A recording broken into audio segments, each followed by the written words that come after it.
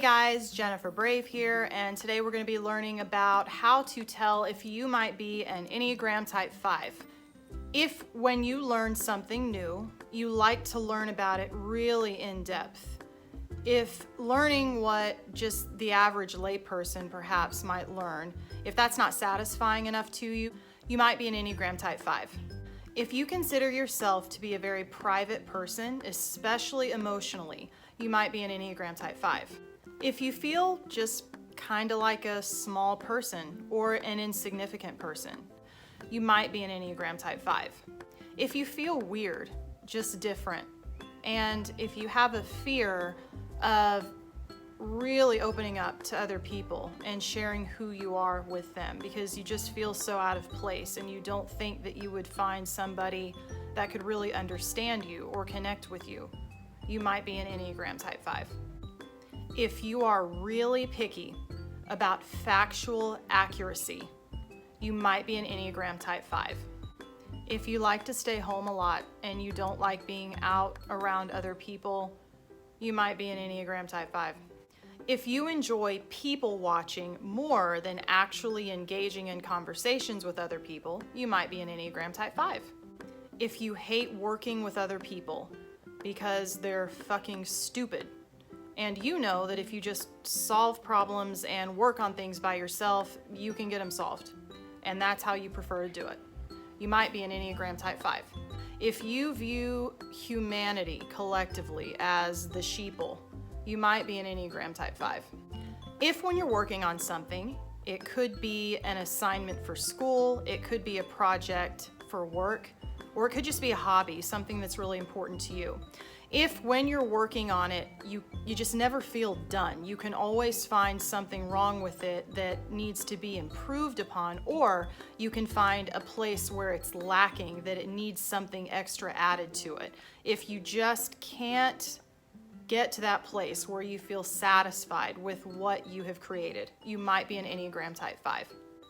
If you either find the Enneagram to be the biggest waste of time on the face of the planet because it has no practical application, or you find it to be one of the most fascinating systems that you've ever heard of and you want to delve into it and understand all of the little nuances, you might be an Enneagram Type 5.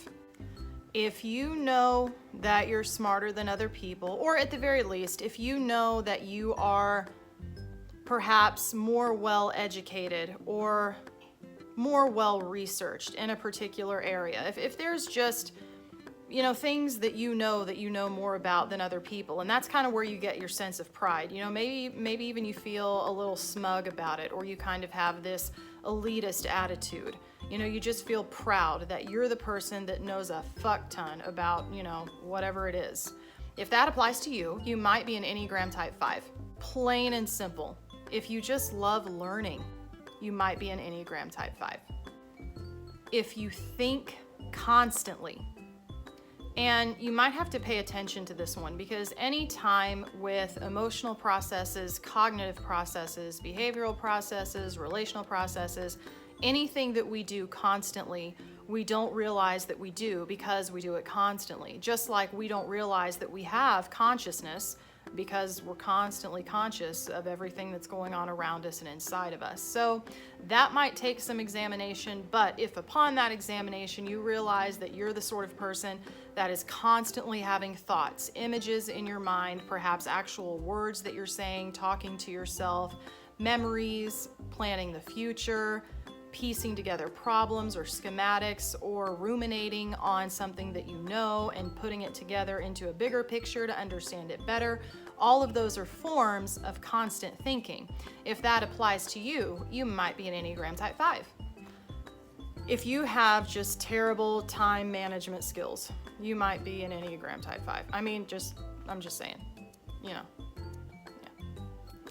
If you want to be a pioneer in a field of inquiry, in other words, if you are expert in a particular area of knowledge and you say to yourself, we know all of this, but I want to explore further. I want to start asking the what if questions. I want to take this area of knowledge, this school of thought, and I want to start taking it into a new direction to discover more. If that applies to you, you might be an Enneagram Type 5. If you are very particular about your external environment, and it's not necessarily that it has to be clean, it just has to be organized. You want to have structure. There's a place for everything, and you like that because it makes it easier for you to access. You want to have tools readily available to you when you want to use them. And so things in the kitchen drawer may be organized in a certain way so that they're easier for you to utilize when you need them to. Things perhaps at a desk may be organized a certain way so that they're more readily accessible when you want to utilize those, etc., etc. If any of that applies to you, you might be an Enneagram Type 5. If you are a hoarder, you might be an Enneagram Type 5. Clarification. A hoarder in this sense isn't someone that necessarily just has a bunch of random junk. If you're the sort of person that goes to the grocery store and buys an overwhelmingly large amount of food in bulk just because you want to have, extra food just in case something bad happens, or if you are really stingy with your money, those are some examples of hoarding. In other words, if you take a resource and you collect more of that resource than perhaps the average person would consider necessary, especially if there are no upcoming events in which those resources could be utilized. If you have practical hoarding, we could call it that, you might be an Enneagram Type 5. If you like teaching other people things that you're expert on, you might be an Enneagram Type 5.